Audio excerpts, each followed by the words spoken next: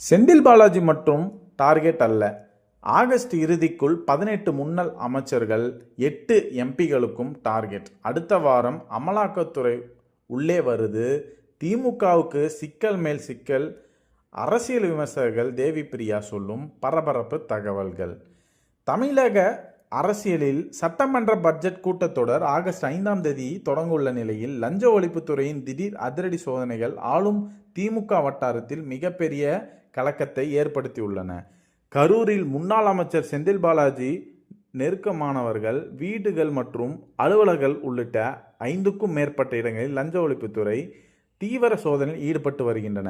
அதேபோல திமுகவின் மூத்த தலைவர்களின் ஒருவரான TR பாலுவுக்கு சொந்தமான கோல்டன் பேர்ட்ஸ் நிறுவனம் சோதனைகள் விரிவுபடுத்தப்பட்டுள்ளன. கரூரில் ஏற்கனவே கைதான 15 பேரில் 2 பிணை கிடைத்த நிலையிலும் அவர்கள் வெளியேறுவதை தடுக்கும் வகையில் டாஸ்மாக் ஊழல் விவகாரங்கள் முழுமையாக வெளிக்கொண்டு வரும் நோக்கிலும் இந்த சோதனைகள் முடுக்கிவிடப்பட்டுள்ளன.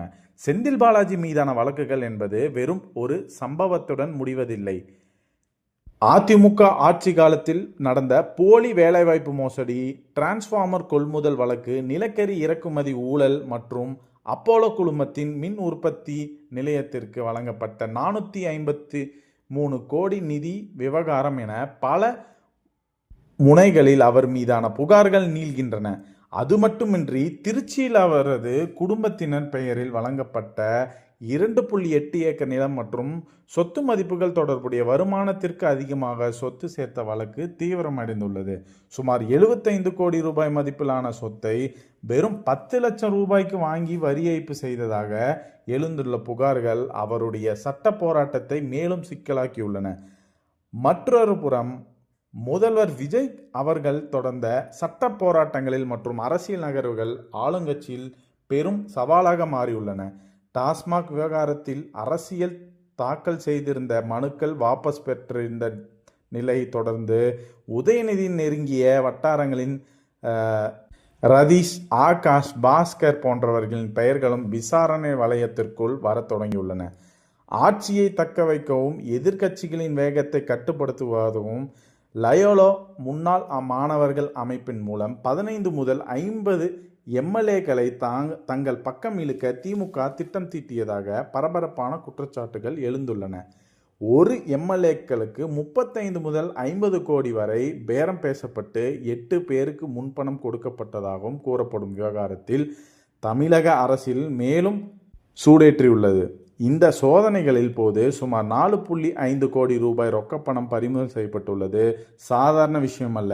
சட்டப்படி தனிநபரோ அல்லது நிறுவனமோ இவ்வளோ பெரிய தொகை கணக்கில் காட்டாமல் வைத்திருக்க முடியாது என்பதால் இதன் பின்னணியில் மிகப்பெரிய கருப்பு பணம் பரிவர்த்தனைகள் இருப்பது வெளிச்சத்திற்கு வந்துள்ளது.